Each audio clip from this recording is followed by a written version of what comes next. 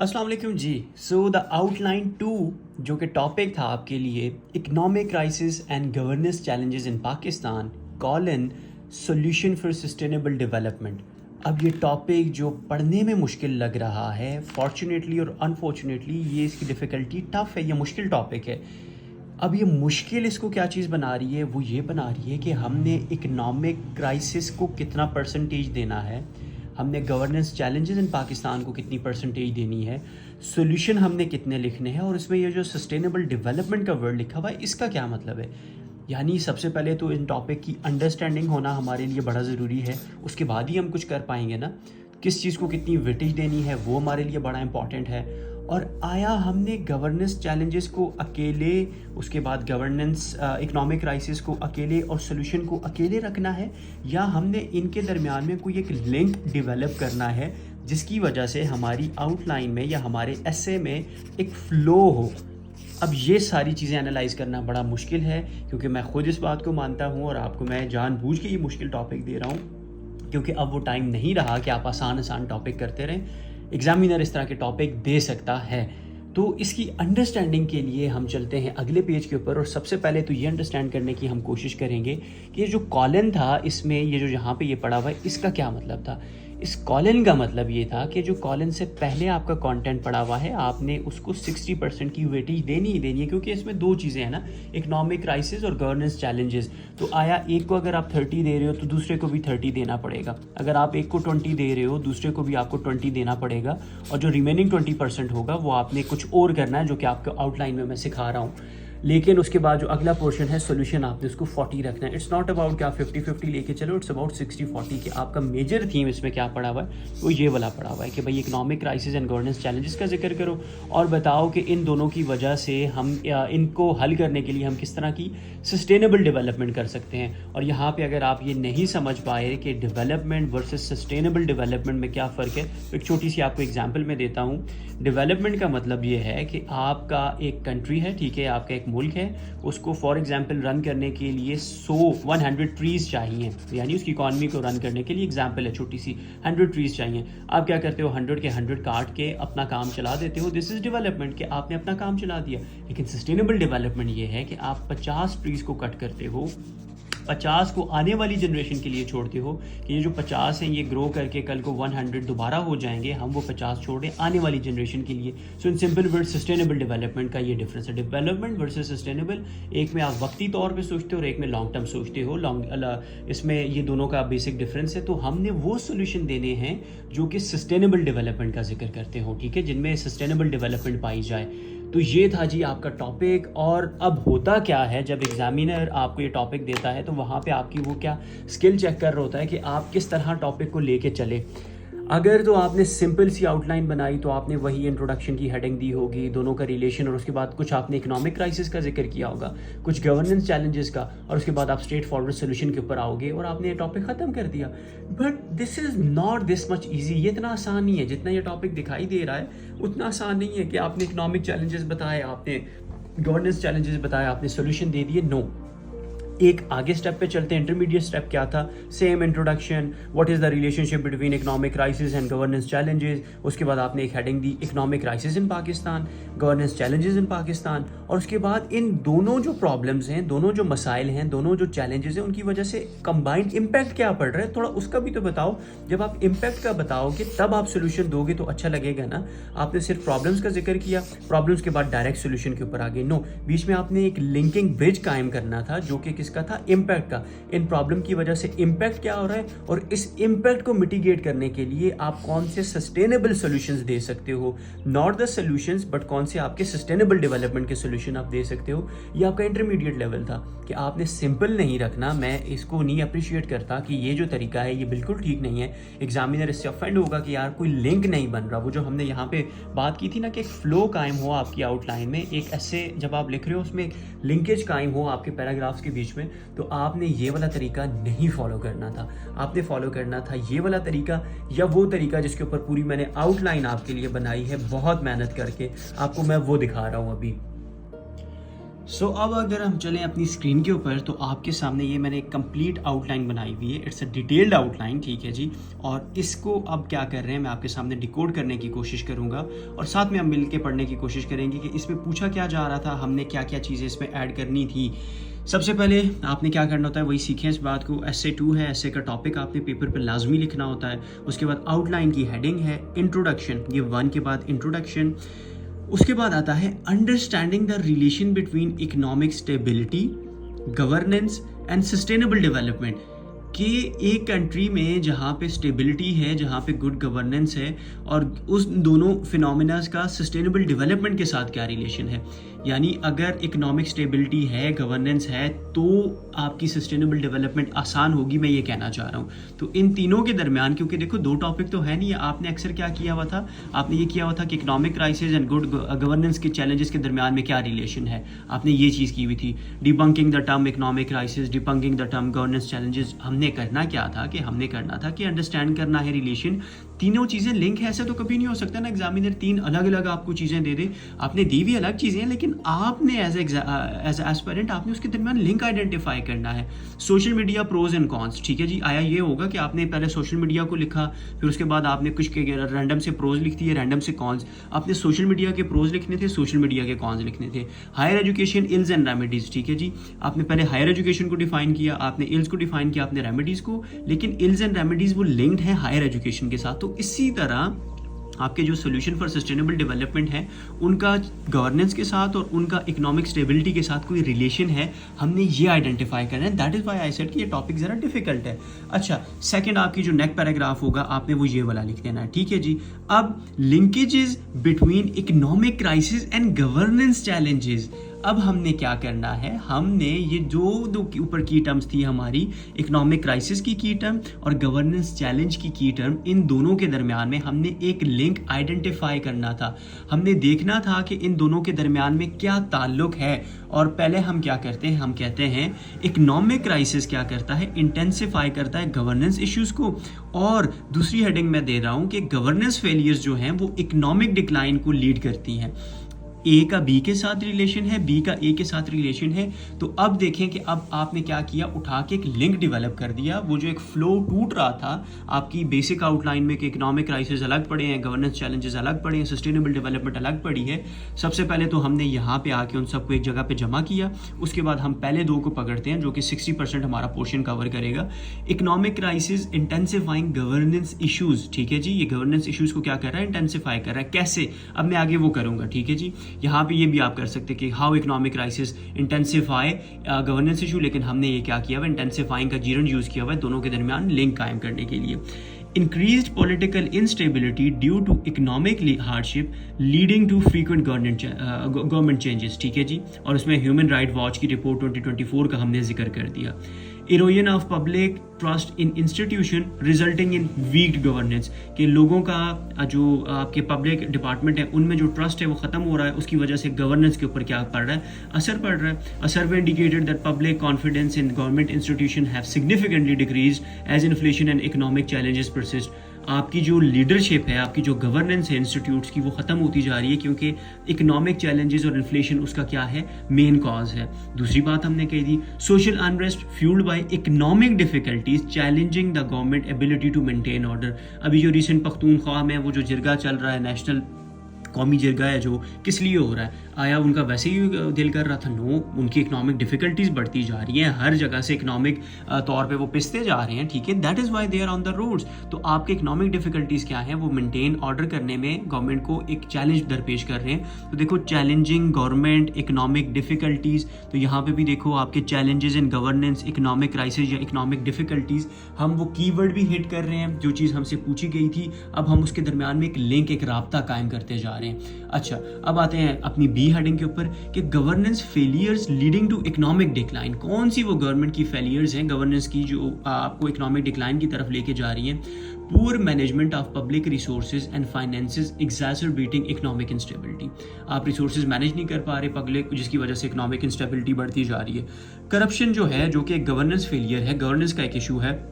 वो इन्वेस्टर के कॉन्फिडेंस को क्या कर रहा है, शैटर कर रहा है, अंडरमाइन कर रहा है, जिसकी वजह से इकोनॉमिक ग्रोथ नहीं हो पा रही। और हम रिपोर्ट का जिक्र करते हैं, और एक पाकिस्तान इकोनॉमिक क्राइसिस जो रिपोर्ट है वो ये कहती है कि how political instability has weakened investors confidence, decreased FDIs and capital flight. किस तरह आपकी एक किसकी वजह से, पॉलिटिकल इंस्टेबिलिटी की वजह से 3 डिफरेंट इकोनॉमिक टर्म्स जो हैं वो कॉज हो रही हैं, हमने ये जिक्र कर दिया। Ineffective policy frameworks leading to misallocation of resources, ठीक है जी, आपकी पॉलिसी ठीक नहीं है जिसकी वजह से आप क्या कर रहे हो, एलोकेशन ऑफ रिसोर्सेज ठीक नहीं हो रही हो, जिसकी वजह से हम क्या देख रहे हैं, इकोनॉमिक डिक्लाइन देख रहे हैं। The Diplomatic Courier report that record inflation and significant decline in foreign direct investment are partly due to ineffective policy framework. तो मैंने क्या कर दिया, दोनों जो कि बिल्कुल डिफरेंट की टर्म्स थे, इकोनॉमिक क्राइसिस और गवर्नेंस फेलियर, दोनों को हमने एक को दूसरे के साथ, दूसरे को पहले के साथ लिंक करके ये साबित कर दिया कि भाई हम जो है एक नॉर्मल एस्पिरेंट नहीं है, हमें आता है। आपने ये चीज़ उसको बता दी कि भाई मुझसे जो है आप ये एक्सपेक्ट करो कि आई एम समवन जो कि कल को टॉप कर रहा है, तो आपने वो जो लिंक है वो आइडेंटिफाई कर दिया। अब उसके बाद आते हैं जो 2 प्रॉब्लम्स आपने बताई, उनकी वजह से कोई आपके इश्यूज, कोई कॉन्सिक्वेंसेज तो होंगे ना। ये जो सारे के सारे ये प्रॉब्लम्स हैं ऊपर आपने जो मेंशन किए हुए हैं, उनके क्या हैं जी, कुछ कॉन्सिक्वेंसेस भी होंगे। और कॉन्सिक्वेंसेस जैसे आपको मैंने पहले सिखाया हुआ है, अगर आपको समझ नहीं आते होते तो आप क्या करते हो, वो जो हमने एक अप्रोच सीखी थी the art of essay writing course में भी, कि आपने इकोनॉमिक लेवल पे सोचना होता है, आपने सोशल लेवल पे सोचना होता है, पॉलिटिकल, इकोनॉमिक, ठीक है जी, आपने इस तरह डिफरेंट एंगल्स पे आके सोचना होता है, और आपको आपका जो सोल्यूशन है वो समहाउ मिल जाता है। और वही सेम अप्रोच मैंने यहाँ पे फॉलो की है कि कौन से कॉन्सिक्वेंसेज हैं। सोशल इंपैक्ट क्या पड़ रहे हैं, पॉवर्टी राइज हो रही है as inequality and inequality as a result of both governance failures and economic decline. Poverty बढ़ रही है, ठीक है जी। डेमोक्रेटिक प्रोसेस जो है उनमें क्या देखने को मिल रहा है, डिटेरिएशन मिल रहा है, ये हमारा क्या है जी, पॉलिटिकल इम्प्लीकेशन है। अच्छा, increase reliance on external finances, जहाँ पे आप उसका क्या है जी आपका जिसके हम लोन ले रहे होते हैं जी, व्हाटएवर मेरे ध्यान से नाम ही निकल गया है, तो हम क्या कर रहे हैं जी, लोन ले रहे हैं। Increase reliance on external financial assistance, ठीक है जी, creating a cycle of dependency. तो हम क्या कर रहे हैं जी, डिपेंडेंट होते जा रहे हैं फॉरेन लोन्स के ऊपर। हमने दूसरा जो कॉन्सिक्वेंस है वो ये बता दिया। और तीसरा इकोनॉमिक हमने रैमिफिकेशन बता दी शॉर्ट सी करके, कि आपका यहाँ पे IMF जी, IMF का जिक्र करना था, क्या हो गया। तो economic ramification, stagnation in productivity and innovation due to lack of effective governance. Governance ठीक है नहीं है, गवर्नेंस स्टेबल है नहीं है, तो कहाँ पे आपकी प्रोडक्टिविटी होगी, कहाँ पे आपकी इनोवेशन होगी। पंजाब की एग्जांपल लें, पंजाब में स्टेबल कदरें बेहतर होती है, आपकी जो गवर्नमेंट है वो कदरें स्टेबल होती है, वहाँ पे हमेशा आपको इनोवेशन देखने को मिलेगी। नवाज शरीफ IT पार्क हो, वहाँ पे प्लास्टिक से जो अभी बनने वाली वो चेयर्स हैं, कल मैं रिपोर्ट एक देख रहा था, वो हो, कुछ भी हो, पंजाब में आपको ये चीज़ें देखने को मिलेंगी। क्यों? क्योंकि वहाँ पे गवर्नेंस जो है वो स्टेबल रहती है। Long term impacts on foreign direct investment and trade relation undermining the stemming from the governance issues. तो हमने इकोनॉमिक रैमिफिकेशंस को गवर्नेंस के साथ रिलेट कर दिया, ठीक है जी। यहाँ पे जो पॉलिटिकल थे उनको हमने इकोनॉमिक के साथ जोड़ दिया। सो हमने वो जो कॉन्सिक्वेंसेस थे वो भी बता दिए। सो एक दफ़ा फिर से रिपीट करते हैं। इंट्रोडक्शन आपने बताया, आपने जो तीनों टर्म्स हैं उनके दरमियान में क्या रिलेशन है, नहीं समझ आ रहा तो आपने पढ़ना होता है, आपने पढ़ के ये रिलेशनशिप आइडेंटिफाई किया, और फिर आपने बताया कि गवर्नेंस चैलेंजेस किस तरह जुड़े हुए हैं इकोनॉमिक क्राइसिस के साथ एंड वाइस वर्सा। और यहाँ पे आपने पहली हेडिंग दी, इकोनॉमिक क्राइसिस इंटेंसिफाई करते हैं गवर्नेंस इश्यूज़ को, और गवर्नेंस फेलियर जो है वो कॉज करती है इकोनॉमिक डिक्लाइन। अब आपने एक लिंक, एक रब्त कायम कर दिया। उसके बाद आपने अगला स्टेप लिया कि यार इन प्रॉब्लम्स की वजह से क्या हो रहा है, कुछ कॉन्सिक्वेंसेज हैं, वो क्या है। हमने सोशल, पॉलिटिकल और इकोनॉमिक 3 कॉन्सिक्वेंसेज बता दिए। मैक्सिमम आपके ये 3 पैराग्राफ हो गए। अब हम आते हैं solutions for sustainable development in Pakistan. Keywords hit हुए, ठीक है, बार बार अब मुझे बताने की जरूरत ना हो, आपको पता है। Solution for sustainable development, economic level पे हम कौन से रिफॉर्म्स लेके आ सकते हैं भाई। सबसे पहले रिस्पॉन्सिबल फिस्कल पॉलिसीज लेके आओ, और वही ऑरेक की जो रिपोर्ट है वो एम्फसाइज करती है need for responsible fiscal management. देखो ऊपर हमने ORIC ऑरेक की जो जिक्र किया था, देखो यहाँ पे सेम रिपोर्ट है, वो कहती है कि इंस्टेबिलिटी वीक करती है इन्वेस्टर कॉन्फिडेंस को, और सेम रिपोर्ट में एंड पे सोल्यूशन लिखा हुआ था कि भाई फिस्कल मैनेजमेंट जो है उसको ठीक किया जाए। तो हमने एक ही रिपोर्ट, तो ये जो अक्सर मैं आपको कह रहा होता हूँ कि data is not important, data का यूटिलाइज करना इज़ इंपॉर्टेंट, तो ये आपने सीखा कि भाई किस तरह आपने डाटा को यूटिलाइज किया। एक ही रिपोर्ट को 2 जगह पे आपने रेफरेंस के तौर पे यूज़ कर दिया। रिस्पॉन्सिबल फिस्कल पॉलिसीज लेके आओ, और टैक्स कलेक्शन को क्या करो, इन्हेंस करो। FBR कहता है कि that tax evasion in Pakistan is around 50%, indicating, मुझे लगता है ये 50% परसेंट का भी वर्ड गलत है, ये 70 तक होगा, या आपने एक दफ़ा इसको कंफर्म कर लेना है कि आपका जो टैक्स एवेजन, टैक्स से बचने के वो जो हम पैंतरे इस्तेमाल कर रहे होते हैं वो 50% वो बंदा कह रहा है FBR की रिपोर्ट के लिए कि ये है। तो अब देखो, जब टैक्स को हम क्या करेंगे, इस मैकेनिज्म को बढ़ाएंगे तो लॉन्ग टर्म यानी सस्टेनेबल डेवलपमेंट होगी। ये नहीं होगा कि आपने बस लोगों से एक टाइम की फ़ी ले ली, बाकी बाद में देखा जाएगा। नो, सस्टेनेबल डेवलपमेंट है तो टैक्स कलेक्शन सबसे इंपॉर्टेंट है। वाई द कंट्रीज जो रिच हैं वो रिच से रिच होती जा रही हैं because they are following the model development, कौन सी, सस्टेनेबल डेवलपमेंट, और उसमें टैक्स कलेक्शन सबसे टॉप पे आती है। उसके बाद अगला क्या है जी, इकोनॉमिक लेड ग्रोथ स्ट्रैटेजीज। हमने क्या करना है, एक्सपोर्ट लेड इकोनॉमिक मॉडल को अप्लाई करना है, जैसे कि चाइना का मॉडल है, जिससे हमारी इकॉनमी क्या होगी, स्टेबलाइज होगी। और जो हमारी एक्सपोर्ट्स हैं, जो चीज़ें हम बाहर भेज रहे हैं, देखो एक पहली चीज़, उसके बाद उसी से जुड़ती हुई दूसरी चीज़। तो आपकी राइटिंग में जो फ्लो, कोहेरेंस, यूनिटी आती है ना, वो सामने आपके सामने लिखी हुई है कि पहले आप एक्सपोर्ट लेड मॉडल के ऊपर आते हो और उसके बाद जो चीज़ें आप एक्सपोर्ट कर रहे थे आपने उनको क्या कर दिया, बढ़ा दिया। फॉर एग्जाम्पल, पहले मैं ये वाले मार्केट्स एक्सपोर्ट कर रहा था, अब मैंने उठा के साथ में ये वाले मार्केट एक्सपोर्ट करना शुरू कर दिए। उसके बाद 2-4 पैसे मेरे पास जमा हुए, मैंने उठा के ये जो ग्लिटर्स हैं ये मैंने एक्सपोर्ट करना शुरू कर दिए। सो इसका मतलब क्या है कि आपका ये एक्सपोर्ट, पहले हमने यहाँ से निकले, हम यहाँ पे आए, हमने कहा भाई आइंदा के बाद मैं चीज़ें एक्सपोर्ट करूँगा, फिर एक्सपोर्ट के बाद हमने उनमें डाइवर्सिफिकेशन लेके आई। तो ये क्या है जी, डिप्लोमेटिक कुरियर की रिपोर्ट का हमने जिक्र करके बता दिया कि भाई significantly contribute to foreign exchange earning की जो सबसे इंपॉर्टेंट शे है वो हमारी डाइवर्सिफिकेशन ऑफ एक्सपोर्ट्स है। उसके बाद पॉलिटिकल स्टेबिलिटी और गवर्नेंस का हम जिक्र कर रहे हैं कि पॉलिटिकल स्टेबिलिटी में हम क्या चीज़ें लेके आएँ, गवर्नेंस के लेवल पे क्या चीज़ें लेके आए जिसकी वजह से हमारा सस्टेनेबल डेवलपमेंट होगी। तो वो क्या है जी, प्रमोट करो constructive dialogue among political parties, ठीक है जी। उसके बाद स्ट्रेंथन करो डेमोक्रेटिक इंस्टीट्यूशंस को, ensure transparency, accountability, rule of law. ये क्या है, आपके वो लिंक हैं जो कि आपके पॉलिटिकल स्टेबिलिटी और गवर्नेंस के साथ आपने लिंक कर दिए।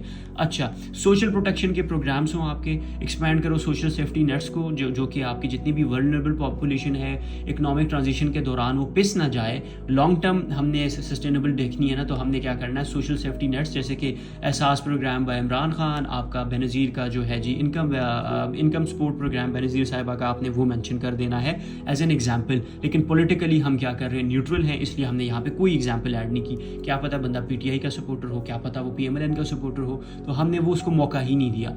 Invest in education and skill development, दूसरा जो सस्टेनेबल वो है, फोकस ऑन इम्प्रूविंग एजुकेशन और वोकेशनल ट्रेनिंग प्रोग्राम जो इक्विप करते हैं स्किल फोर्स को इमर्जिंग इंडस्ट्रीज में काम के लिए। तो हमने क्या कर दिया, ये मेजर सोल्यूशन कितने जी, 1 2 2 3 4 5 6 7 8 तकरीबन 8-10 के करीब हमने क्या कर दी, वो सोल्यूशन जो कि तकरीबन 35-40% ऑफ पोर्शन कवर कर रहे हैं। और उसके बाद हमने केस स्टडी जो कि सोल्यूशन के साथ बिल्कुल जुड़ती है, टॉपिक के साथ जुड़ती है, कि केस स्टडी है मलेशिया की economic transformation through governance reform. अभी भी जाके ChatGPT पे या गूगल पे जाके सर्च करें economic transition of Malaysia due to governance reforms, तो आपको चीज़ बिल्कुल लाउडली एंड वाइज क्लियर हो जाएगी कि भाई इकोनॉमिक ट्रांजिशन जो हुई है मलेशिया की वो इकोनॉमिक रिफॉर्म्स के थ्रू हुई थी।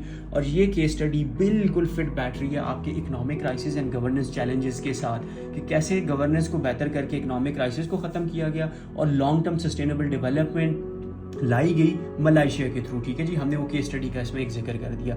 सो ऑल इन ऑल आपने क्या करना था, let's summarize it, let's wrap it up. क्या हमने क्या करना है, इंट्रोडक्शन दिया, जो 3 की टर्म्स थे उनके दरमियान में रिलेशनशिप आइडेंटिफाई किया, फिर जो 2 पहले मेजर थीम है उनके दरमियान में हमने रब काइंड किया, एक देखा कि भाई वो कैसे आपस में जुड़े हुए हैं, हमने वो चीज़ देख ली, ठीक है जी। अब उसके बाद हमने जो 2 प्रॉब्लम्स हैं आपस में जुड़ी हुई हैं उनका कंबाइंड कॉन्सिक्वेंस हमें देखने को क्या मिल रहा है। ये एक ट्रांजिशनरी पैराग्राफ है, देखो जिस तरह ये 2 पेज है ना, इसके दरमियान में ये जो खाली सी लाइन पड़ी हुई है ये क्या कर रही है, दोनों को कनेक्ट कर रही है। तो इसी तरह आपका ये जो पैराग्राफ है, ये जो 2 पैराग्राफ होंगे, 3 पैराग्राफ होंगे के कॉन्सिक्वेंसेस वो आपके ऊपर वाले पोर्शन को, प्रॉब्लम्स को सोल्यूशन के साथ लिंक कर रहे हैं। आपका वो जो लिंक डेवलप हो रहा है और आप उसके बाद सोल्यूशन के ऊपर आते हो। सोल्यूशन पहले इकोनॉमिक बता दिए, ठीक है जी। उसके बाद पॉलिटिकल, यहाँ पे आपने क्या करना है, इकोनॉमिक के दरमियान बाद में सीधे पॉलिटिकल लिखने हैं, ठीक है। फिर उसके बाद एक्सपोर्ट लेड स्ट्रेटजीज के ऊपर आओ, सोशल प्रोटेक्शन प्रोग्राम, और उसके बाद ये जो एजुकेशन का जिक्र आपने किया है वो कर दो, और एंड पे आपकी केस स्टडी और कंक्लूजन। सो जी दिस वाज द टॉपिक जो आपने क्या किया, आपको मैंने दिया जिसके ऊपर आपने कुछ लिखना था। और ये टॉपिक ऑल्दो मैंने बिल्कुल ये चीज़ मानी कि ये टॉपिक डिफ़िकल्ट है आपके लिए, इसको अंडरस्टैंड करना डिफ़िकल्ट होगा, but economic crisis governance challenges के साथ लिंक है, गवर्नेंस चैलेंजेस इकोनॉमिक क्राइसिस के साथ लिंक है, और ये जो सोल्यूशन है वो भी आपके सामने है। Again the drill is same, ठीक है जी। हर दफ़ा मुझे ये करना पड़ रहा है, बट नंबर मेरा सेव ही कर लिया करें, 0314232515 सिंस यूट्यूब से बहुत सारे स्टूडेंट्स आ रहे होते हैं। व्हाट्सएप कीजिए, ये वाला जो PDF है बहुत मेहनत लगती है ये काम करने में, बट लीजिए क्योंकि मैं चाहता हूँ कि आप सब के सब जो हैं क्वालिफाई करें, मेहनत कीजिए। So this is the way जी जिससे आपने इस टॉपिक को डिकोड करना था। फिर अगले टॉपिक से आपसे मुलाकात होती है। Thank you so much ji.